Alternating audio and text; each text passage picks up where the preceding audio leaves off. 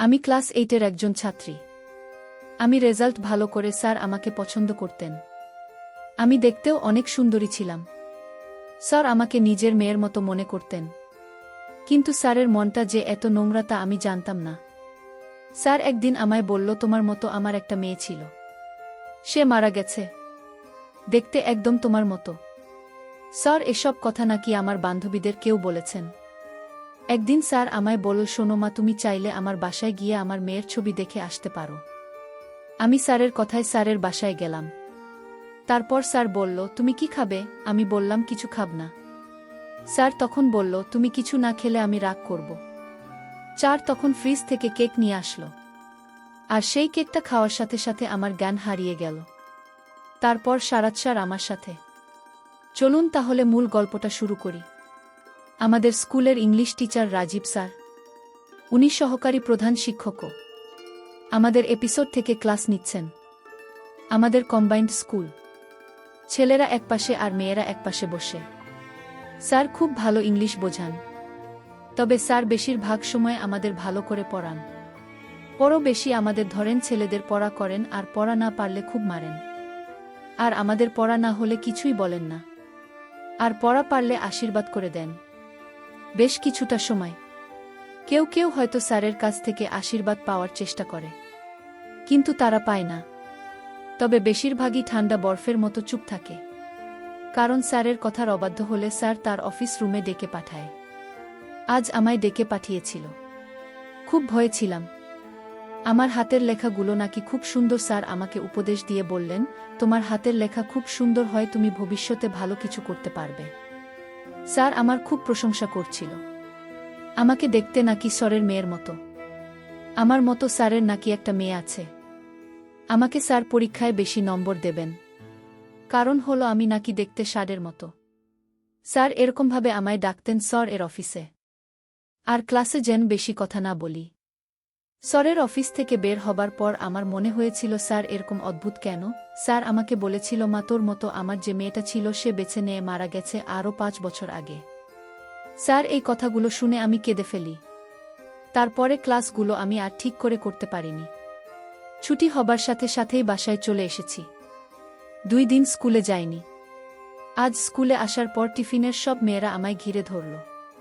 স্কুলের কিছু বড় আপু এসেছে। সেদিন কি হয়েছিল সবাই জানতে চায়। আমি তাদের কিছুই বলতে পারলাম না। তখন আমার এক বান্ধবী বলল, স্যার নাকি ওকেও ডেকেছিল। ওকে বলেছিল স্যার এর অফিসে জমা খাতাপত্রগুলো দেখতে, এরকম স্যার তাকেও ডেকেছিল। স্যার ওকে এই কথা বলেছিল যে তাকেও নাকি দেখতে তার মেয়ের মতো। আরেক আপু বলল, এই তো মাত্র শুরু, এমন আরও হবে। আর কাউকে কিছু বললে শুধু পরীক্ষায় ফেল করাবেন না, সাথে নাকি মিথ্যা বলে স্কুল থেকে টিসি দিয়ে বের করে দেবে। আরেক আপু বলুন, উনি একদিন একটা সমস্যার কারণে স্যারের কাছে ছুটি আনতে গেলে স্যার তাকেও নাকি বলেছিল তাকেও দেখতে স্যারের মেয়ের মতো। আমি ঠিক বুঝতে পারছি না, স্যার যাকে তাকে বলে তাকে নাকি দেখতে তার মেয়ের মতো। খুব অদ্ভুত ব্যাপার তো। আসলে স্যার এর কি জ্ঞান হারিয়ে ফেললে নাকি? আমি আপনাকে বললাম, আপু আপনারা কিছু বললেন না। কি বলবো বলো, কিছু একটা তো করেন। এভাবে আর কতদিন? আর কেন এই চুপ থাকা? তুমি ঠিক যে কারণে চুপ হয়ে আছো। আর কাকে বলবে বলো?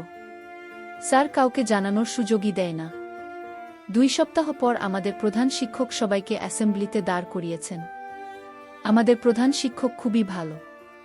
মাটির মানুষ আমাদের সাথে। স্যারের দেখা খুবই কম হয়। স্যার নানা কাজে ব্যস্ত থাকেন।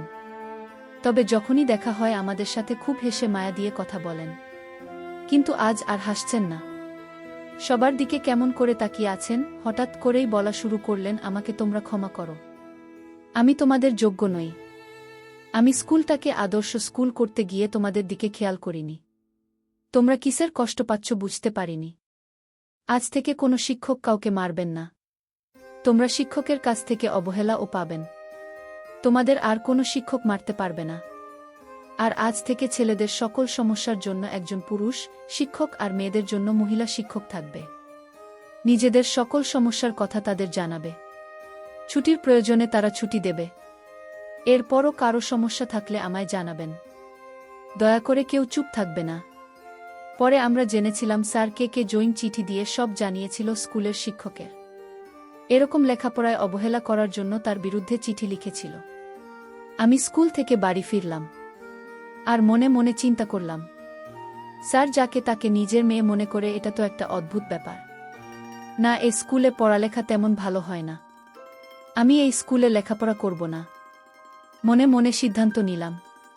আমি বাড়িতে গিয়ে বাবাকে বললাম, বাবা, যদি আমাকে লেখাপড়া করাতে চাও তাহলে আমাকে একটা মহিলা মাদ্রাসায় ভর্তি করে দাও, যেখানে আমি হিজাব পরে মাদ্রাসায় যাব। বাবা আমার কথা শুনে বাবা বলল, দেখো মা, আমি কিছুদিন পর তোমাদের অন্য শহরে গিয়ে বাসা রাখব। মা, আর কিছুদিন লেখাপড়া করো, তারপর শহরে গিয়ে তোমার যা যেখানে ইচ্ছা সেখানে লেখাপড়া করতে পারবে, আমি কোনো বাধা দিব না। আমি বললাম, বাবা, তাহলে কতদিন পর শহরে উঠবে? বাবা বলল, তুমি ক্লাস 8-এ যখন উঠবে তখন চলে যাব, আর বেশি দিন ওয়েট করতে হবে না, মাত্র 6 মাস। ভুলে গেছি আমার পরিচয়টা দিয়ে দেয়। আমার নাম আকলিমা, আমি ক্লাস 8-এ পড়ি। আমার বাবা একজন বড় ব্যবসায়ী। আমরা 2 বোন 2 ভাই। সবার বড় হচ্ছে আমার বোন, নাম হেলেনা, বিয়ে হয়েছে প্রায় 5 বছর হবে। আমার বড় ভাই বিপুল এবার কলেজের 2nd ইয়ারে পড়ে। আমার পরিবারের মধ্যে আমি সবার ছোট, তাই সবাই আমাকে চোখে চোখে রাখে। আমরা থাকি নানার বাড়িতে। আমার বাবা আমার মাকে বিয়ে করায় আমার দাদা তার বাড়িতে জায়গা দেননি, তাই আমরা নানুর বাড়িতে থাকি। আমার নানুর বাড়ির এলাকাটা তেমন ভালো না, কিন্তু আমরা এই এলাকার অনেক অত্যাচার সহ্য করে নানুর বাড়িতে থাকি। তবে আমার বাবা শহরে একটা বাসা রাখবে বলেছিল এবং সেই বাসায় আমরা কিছুদিন পর চলে যাব। আমার বাবার ইচ্ছা আমি বড় হয়ে একজন ডাক্তার হব। যাই হোক, বাবা আমায় বলল, না, তুমি আর এই স্কুলে 6 মাস কষ্ট করে লেখাপড়া করো, কারণ এখানে স্কুল ভালো না, শিক্ষকরাও ছাত্রদের ভালো করে লেখাপড়া শেখায় না। আর তাই আমার লেখাপড়ার মন মানসিকতা এখান থেকে একেবারে উঠে গেছে। তারপর বাবার প্রতি তাকিয়ে লেখাপড়া করে যাচ্ছি।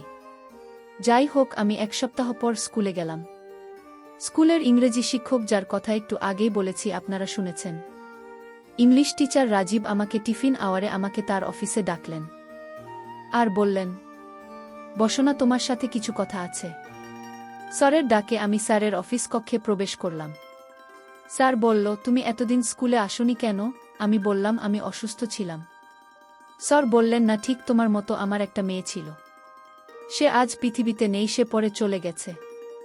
আমার মেয়ের সাথে তোমার চেহারার অনেক মিল আছে। আমি স্যারের কথাগুলো মন দিয়ে শুনছিলাম। স্যার এসব কথা বানিয়ে মিথ্যা বলছে, এটা আমি ভালো করে জানি, কিন্তু আমি স্যারের কথাগুলো শুনছিলাম। স্যার বলল, স্যারকে আমি বললাম, স্যার, আপনি তো আমার বাবার মতো, আপনি মিথ্যা। মা, আমি আবার মিথ্যা বললাম কখন? আচ্ছা স্যার, আপনি বলেছেন আমি দেখতে আপনার মেয়ের মতো, আমার চেহারার সাথে আপনার মেয়ের চেহারার অনেক মিল আছে। এই কথা কয়েকজনকে বলেছেন স্যার? যার অবাক হয়ে বললেন, বা তুমি এসো, তুমি কি বলছো? আমি তো শুধু তোমায় বলছি তুমি আমার মেয়ের মতো। সত্যি বলছি, আমি আর কারো মাঝে আমার মেয়ের চেহারা দেখতে পাইনি। আচ্ছা, তোমাকে কে বলেছে আমি মিথ্যা কথা বলেছি? স্যার যে বলেছে তার নাম আমি বলতে পারবো না, কারণ তাকে আপনি জিজ্ঞেস করলে সে খুব রাগ করবে, আমার সাথে বন্ধুত্ব নষ্ট হবে। স্যার বল, মা, আমি তোমায় কথা দিলাম, আমি কিছু বলবো না। না স্যার, আমি বলতে পারবো না। স্যার তখন অভিনয় করে কান্না শুরু করল। আমি স্যারকে বললাম, স্যার আপনি কাঁদছেন কেন? স্যার তখন অভিনয় করে বলল, আমার যদি আজ মেয়েটা বেঁচে থাকতো তাহলে আমার সকল কথা শুনত। আমি বাধ্য হলাম স্যারকে বলতে যে আমার অন্য বান্ধবের আপনি বলছেন তাদের কেউ আপনার মেয়ের মতো দেখতে। স্যার আপনার উদ্দেশ্যটা কি? আমাদের কাছে আপনি কি চান? স্যার আপনি যাকে একটু সুন্দরী দেখেন তাকে আপনি আপনার মেয়ের মতো দেখতে। এসব কি শুনছি? স্যার তখন বলল, আচ্ছা, স্কুল কথা তোমাদের বান্ধবী বানিয়ে বানিয়ে বলছে যেন তুমি আমার কাছে না আসতে পারো, কারণ আমি তাদের চেয়ে তোমাকে অনেক ভালো করে লেখাপড়া শেখাই। এটা তাদের সহ্য হচ্ছে না। আচ্ছা, তুমি আমার বাসায় একদিন যাবে। আমার বাসায় টাঙানো একটা বড় ছবি আছে আমার মেয়ের, সেই ছবির সাথে যদি তোমার চেহারা মিল থাকে তাহলে তো আর কোনো সন্দেহ নাই। আমি স্যারের এই কথা শুনে কিছুটা বিশ্বাস হতে লাগল, কিন্তু আমি তো জানি না যে স্যার আমার সাথে এমন নাটক করছে। আমি স্যারের মতো তা বুঝতে পারিনি। আমি স্যারের কথা বিশ্বাস করে তার বাড়িতে যাওয়ার সিদ্ধান্ত নিলাম। আমি স্যারকে বললাম, কোনোদিন যাব স্যার আপনার বাসায়? স্যার বলল, সন্ধ্যার দিকে যেতে পারলে আমার জন্য ভালো হয়, কারণ সন্ধ্যের দিকে আমার স্ত্রী বাড়িতে থাকবে। তার মুখ থেকেও শুনতে পারবে। স্যার যেরকম নাটক করতে পারে তা আমি জানতাম না। আমি স্যারের কথা বিশ্বাস করলাম। স্যার পরের দিন আমাকে বললেন, মা, আজ আমাদের বাড়িতে তোমার যেতে হবে। না গেলে আমি খুব কষ্ট পাব। আর আমার স্ত্রীকেও তোমার ব্যাপারটা বলেছি। আমি স্যারকে বললাম, ঠিক আছে স্যার, আমি যাব। তারপর সন্ধ্যার কিছুক্ষণ আগে আমি রওনা দিলাম। সন্ধ্যার নামাজের শেষে আমি স্যারের বাসায় উপস্থিত হলাম। স্যার আমায় বলল, বসো মা। স্যার আমায় দেখে অস্থির মনে হলো।